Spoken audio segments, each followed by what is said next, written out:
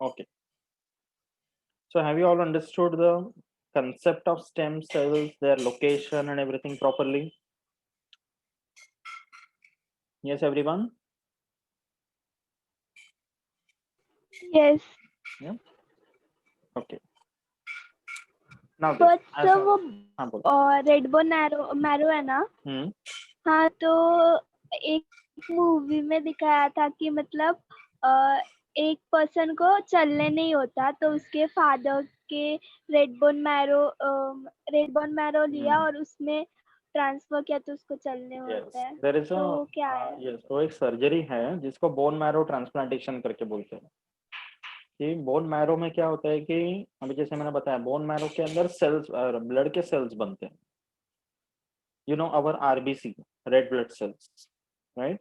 Approximately in an adult human being, per cubic millimeter of blood, that means you can say one drop of blood, उसमें होते हैं somewhere about 5 million RBC. तो अपने और एक RBC का life span होता है 127 डेज.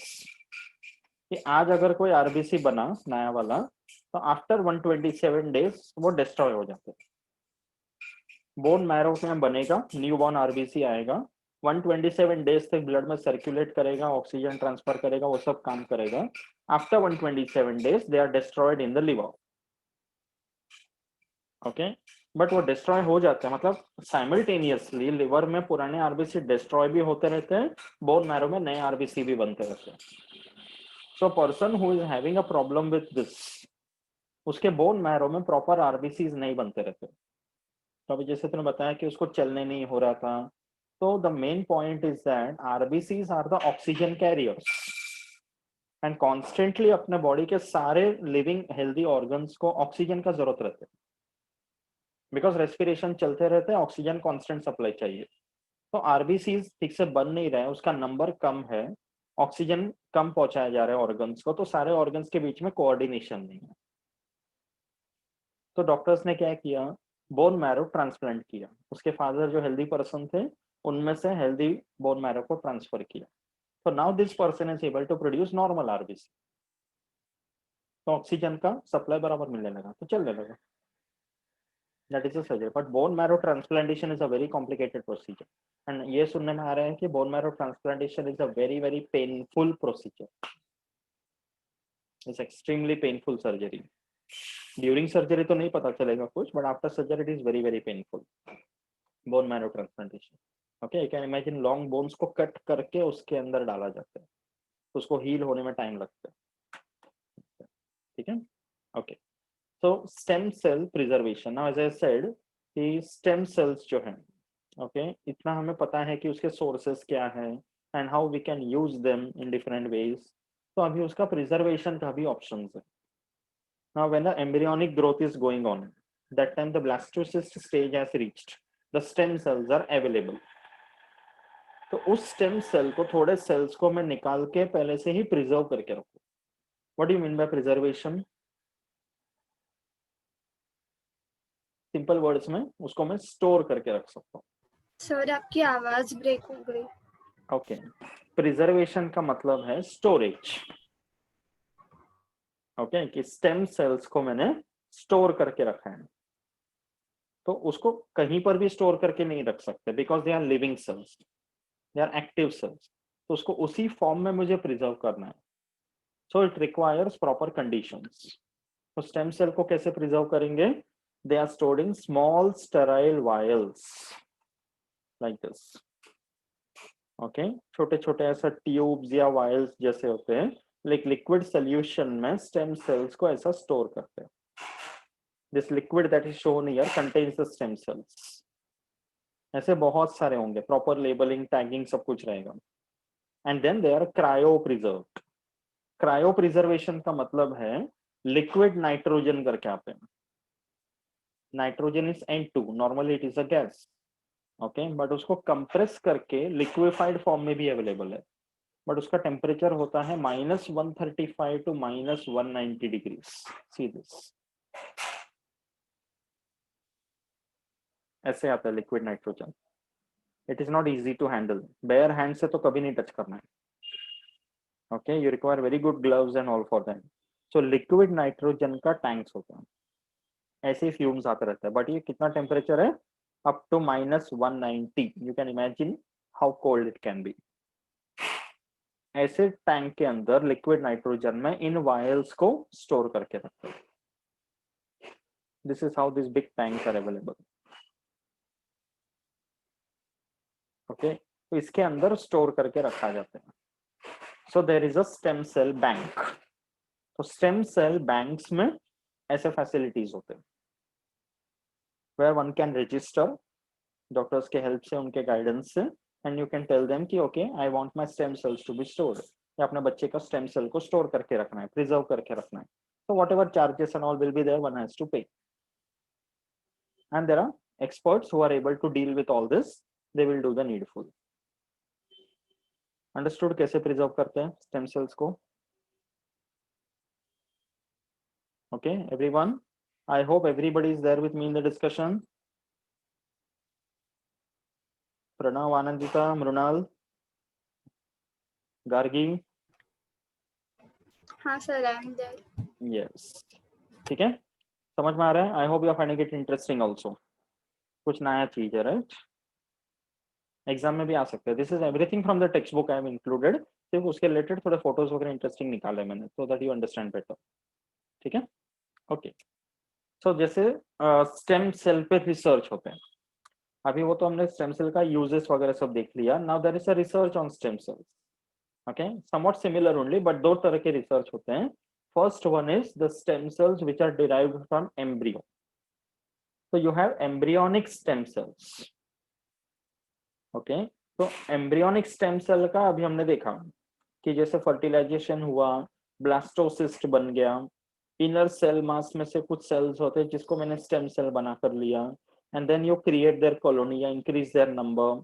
ओके, फिर उसको सस्पेंशन में डाल के रखते हैं, and then whichever organ या tissue that you want you can create out of it. That is embryonic stem cell.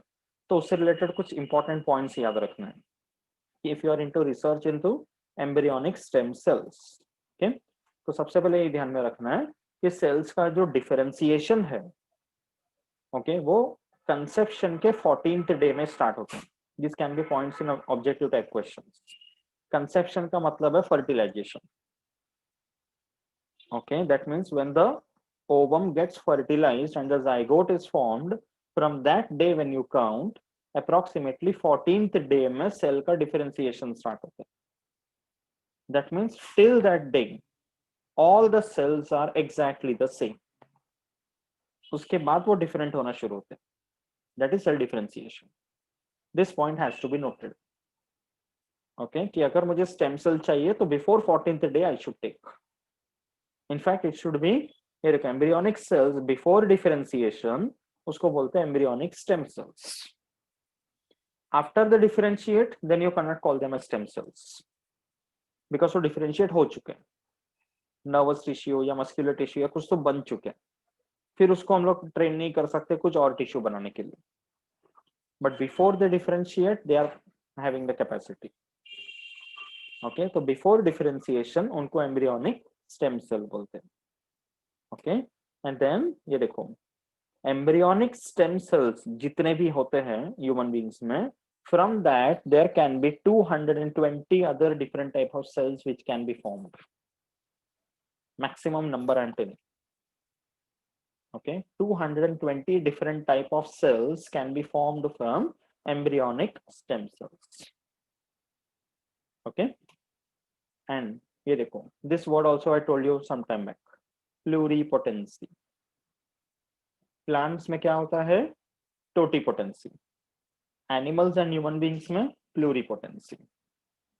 Okay, the cells with self multiplying ability and property of differentiation, ऐसे cells को हम बोलते हैं pluripotent sales. Okay, यहाँ पर भी देखो प्लांट्स में कैसा है डिफरेंस, और उसमें क्या हो जाता है, प्लांट्स में they can give rise to an entire plant. इसी लेसन में आगे आएगा plant tissue culture, we will show the picture that time. But an a single living tissue can give you an entire plant. But pluripotent cells में पूरा organism नहीं मिल रहे, only some tissues और organs can be formed. You cannot create a human being in a laboratory, at least as of now. Okay, you cannot create any other animal in the laboratory, but plants हम बना सकते हैं, पूरा plant तैयार कर सकते हैं. Many of my students have done that in the college. Okay, they have created banana plants, pomegranate plant. Okay, बहुत कुछ easily बना दिया lab में, but animals में नहीं possible. Okay, then ये देखो, तो the best time to collect embryonic stem cell is during the 5th to the 7th day from conception. These points one has to remember. Okay, जब भी fertilization हुआ, zygote बना, तो from that day onwards, the 5th or the 7th day, that is the time when the embryonic stem cell can be collected and preserved, and appropriate stimulus देकर lab में culture कर सकते हैं, and then you can make it differentiate into whatever tissue or organ that you want. ऐसे stem cells पे research होता है in the embryonic ones. Okay, any doubts? Embryonic stem cells के लिए ये points याद रखना. Embryonic stem cell research. Yeah, बोल. मतलब नेचुरल जो जब ग्रो होते हैं वो ऑर्गन ज्यादा मतलब अच्छे होते हैं कि ये सब बने हुए. Ideally speaking, whatever happens naturally is the best. Okay, यहाँ पे कैसा है ना कि हम लोग स्टिम्युलस दे रहे सेल्स को कि okay you will make a liver, you will become a kidney, तो ये नेचर के अगेंस्ट हो गया ना. कि अगर वो embryonic stem cell naturally suppose वो किडनी बनने वाला था बट हमने उसको लिवर बना दिया, ठीक है, so this is going to go against nature. इसीलिए ये जो रिसर्च है, रिसर्च के बारे में सब लोग और एक पॉइंट याद रखो, any kind of research when you do any field, उसका इम्प्लीकेशन बहुत इंपॉर्टेंट है. दैट मीन्स कि अपना दिमाग लगाकर टेक्निक इंस्ट्रूमेंटेशन सब यूज करके वैसे तो बहुत कुछ कर सकते हैं, बट वो करना जरूरी है क्या, उससे फायदा होगा या नुकसान होगा, ये सोचना जरूरी है. Only then the research is the correct one. अभी एम्ब्रियोनिक स्टेम सेल पे रिसर्च होके ये सब कर रहे हैं, no doubt it is going against nature, but कहीं ना कहीं उसका एडवांटेज भी है कि we can save the life of a person by creating such organs. इसीलिए सिर्फ उतना ही रेस्ट्रिक्ट करके ये उतने के लिए करना चाहिए. अगर ये बहुत सक्सेसफुली होने लगा तो ऐसा नहीं होना चाहिए कि डेली बेसिस पे हजारों लीवर बन रहे हैं, हजारों किडनी बन रहे हैं and they are easily being sold in the market, तो मिसयूज हो सकता है. Okay, people who are drunkards, जो अल्कोहलिक है. हाँ बोलो. ये स्टेम सेल्स कोई सर्जरी करके निकाले जाते हैं क्या? एम्ब्रियोनिक मतलब अभी सी एम्ब्रियोनिक स्टेम सेल जब होता है तो it is with in the female one who is pregnant, है ना, तो उसके फैलोपियन ट्यूब या यूटेरस के अंदर ही एम्ब्रियो रहेगा, ये ब्लास्टोसिस्ट रहेगा. So that the collection is done from the female but there is no surgery required as far as I know. Okay, collection का अलग टेक्निक होता है. अभी तो laser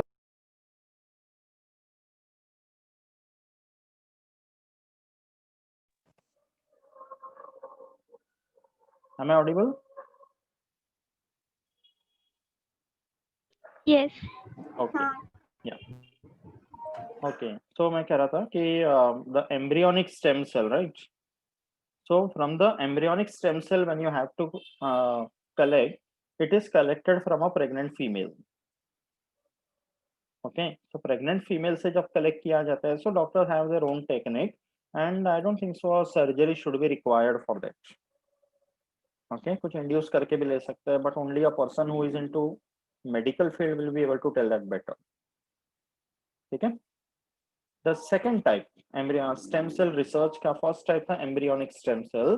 There can be a research on adult stem cells also.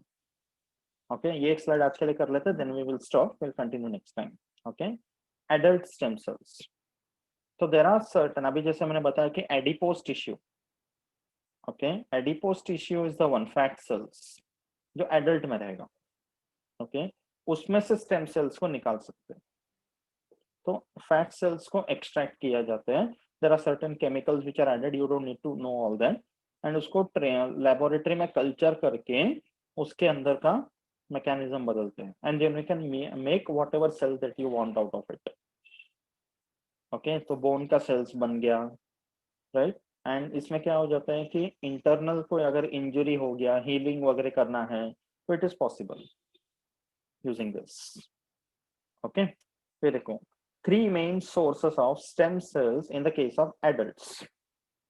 Okay, red bone marrow, adipose tissue and cord blood. मतलब अभी जैसे मैंने बताया कि cord blood का immediately after birth उसी के umbilical cord में से प्रिजर्व करके रखा, तो वो उसी के एडल्ट में फॉर्म में यूज कर सकते हैं, ठीक है। And then it is collected and stored in the stem cell banks. And the same way it can be trained and you can derive whatever organ or tissue that you want out of it. Okay, so stem cell bank is somewhat like this. Sir, बोलो. Yes, एक Anand. Person है, उसको कोई disease हो गया suppose, और उसे stem cells चाहिए, और उसने पहले लाइक अम्बिलिकल कॉर्ड वगैरह कुछ प्रिजर्व नहीं किया होगा, तो एट प्रेजेंट ऐसे उससे तो कलेक्ट कर सकते हैं क्या? किसी और से लेना पड़ेगा. अगर उसका खुद का अम्बिलिकल कॉर्ड से नहीं प्रिजर्व किया होगा, तो someone else's umbilical cord cells may be useful for this person if the matching and all is correct. Adipose connective tissues वगैरह से ले सकते हैं, it is possible. Any stem cell which will properly match with this person. Matching हो गया compatible, तो it can be used. Okay? नहीं, sir उसी उसके खुद पर्सन के के, हाँ उसी पर्सन के एडिपोज टिश्यूज से, उसी पर्सन का अभी डिपेंडिंग अपॉन वो टेस्ट वगैरह करके only for that particular case it can be told, we can not generalize that. अगर सब कुछ हेल्दी रहेगा, पॉसिबल है, तो it can be done. Okay, but अगर उसी पर्सन का नहीं ले सकते तो किसी और का लेना पड़ेगा. That will all depend upon the general health and the compatibility. ठीक है. So understood about stem cell research everyone. This is a very recent topic and इसके ऊपर काफी सारे रिसर्च हो रहे हैं. People are involved into all this. So those who are interested can actually think about this option also in the career. In fact, हम लोग जो कुछ भी अपने सिलेबस में पढ़ते हो ना, everything can be made into a career, everything. ठीक है. जब एक ब्रॉड सा क्वेश्चन आएगा दिमाग में, बायोलॉजी में क्या स्कोप है, ऐसे 1000 लोग पूछेंगे, तो these are some specific answers you should tell.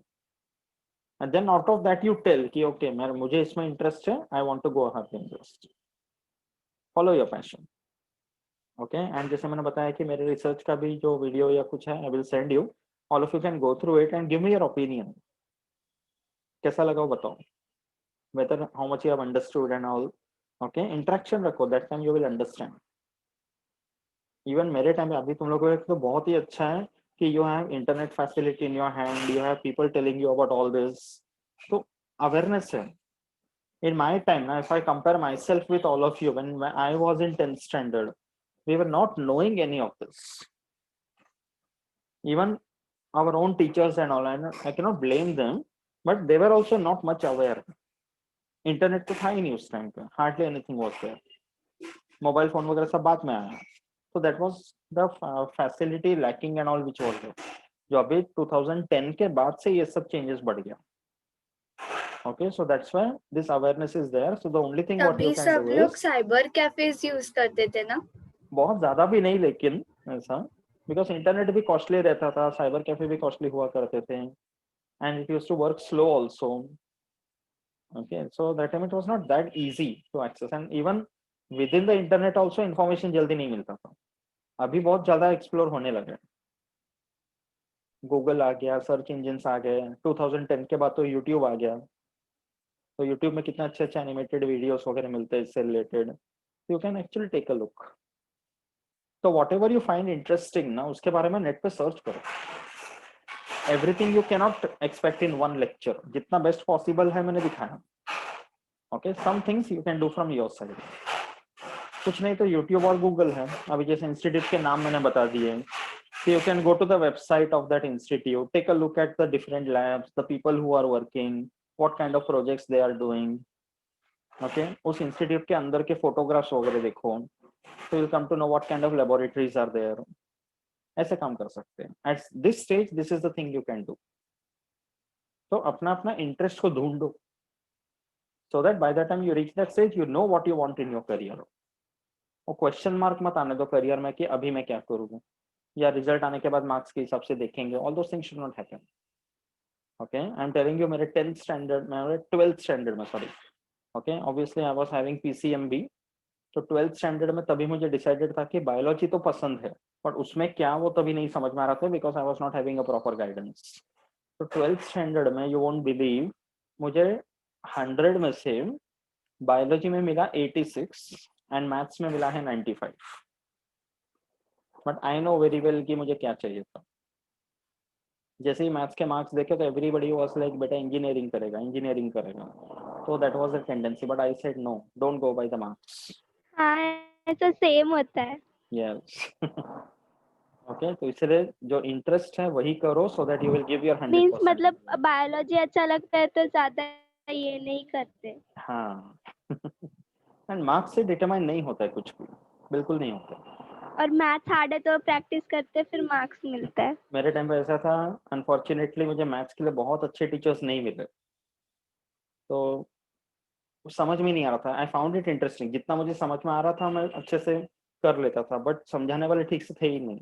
Some of my friends who were good in maths, they used to teach me. हम लोग ग्रुप स्टडी करते थे. तो मैथ्स के लिए तो ऐसा हो गया, टिल द एग्जाम टाइम मुझे ठीक से गाइडेंस मिला ही नहीं, इवन इन द कॉलेज. तो I had no option but to by heart mathematics theorems and all. तो मुझे 95 उसी के वजह से मिला है. बहुत अच्छे से बाय हार्ट करके लिखा है मैंने पेपर में. I am able to tell that frankly because that was the situation. Okay, so that should not happen actually. Even in other subjects, अभी तुम लोग स्कूल लेवल पे तुम लोग सोशल स्टडीज पढ़ते हो, हिस्ट्री, ज्योग्राफी, कितने इंटरेस्टिंग सब्जेक्ट्स है वो. हिस्ट्री जैसा सब्जेक्ट कितना स्टोरी जैसा सिखाना चाहिए, but in our time unfortunately नहीं सर, बिल्कुल इंटरेस्टिंग नहीं है, नींद आती है. नहीं यार, ऐसा नहीं है. See it is a story. Like interesting है, पर टीचर्स को ऐसा लॉन्ग लॉन्ग आंसर्स चाहिए रहता है. हाँ, नहीं वो चाहिए रहता है, बराबर है. मुझे तो जब शिवाजी महाराज का वगैरह था ना, तभी अच्छा लगता था, या फिर चंद्रगुप्त मौर्य वाला. मतलब But इंडियन उसके बाद हिस्ट्री, तो बोर हो इंडियन गया. हिस्ट्री ज्यादा मजा आता है अभी because you can relate to that. Yes, I understand. Specially जब ये टॉपिक्स होते हैं इंडियन फ्रीडम स्ट्रगल का सब, तो कितने अच्छे तरीके से पढ़ा सकते हैं. बट आई रिमेम्बर मेरे टाइम पे ऐसे कोई टीचर ही नहीं थे. स्टोरी जैसे पढ़ाना चाहिए ना. हमारे टाइम पे क्या होता था कि लेसन के एंड में जो क्वेश्चंस दिए हैं, ओके ये क्वेश्चन का आंसर यहाँ से यहाँ तक, वो क्वेश्चन का आंसर यहाँ से यहाँ तक, उतना मार्क कर देते थे, कुछ रीडिंग कर देते थे, खत्म कर. हाँ सर, बोलो. यस आनंद. वो सुदीप टीचर थी, बाप रे, हमें भी वही है. Is she old enough? Because I don't remember the name exactly.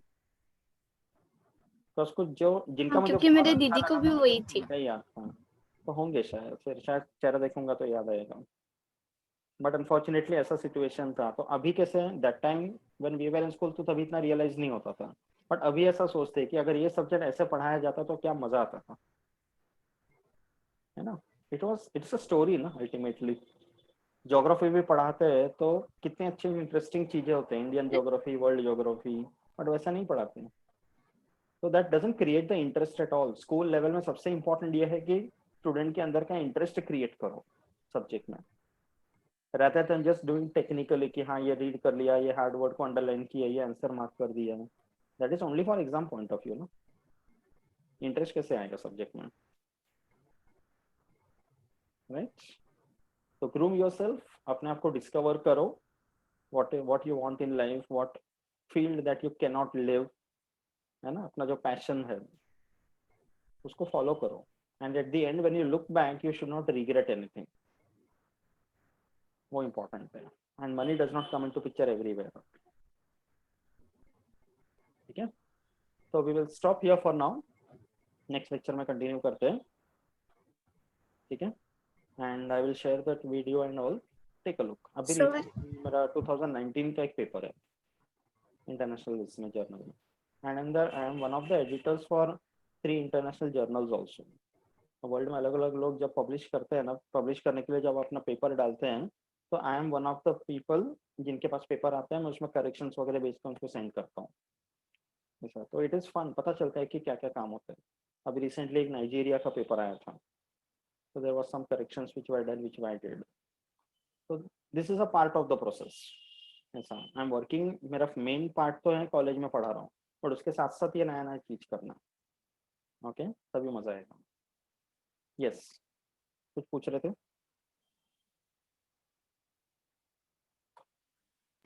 मैं पूछ रही थी आप कौन से साल के पास आउट हो?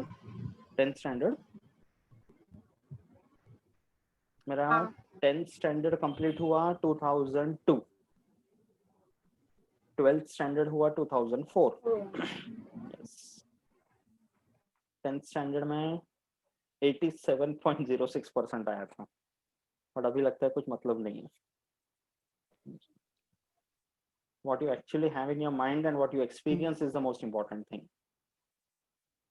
Okay, academic score आना चाहिए, that also becomes the foundation stone, but उसके साथ साथ अपने आप में एक प्रोडक्टिविटी रखो कि हाँ I know something.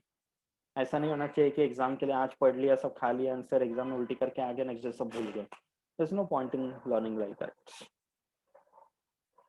Okay, so shall we stop for today?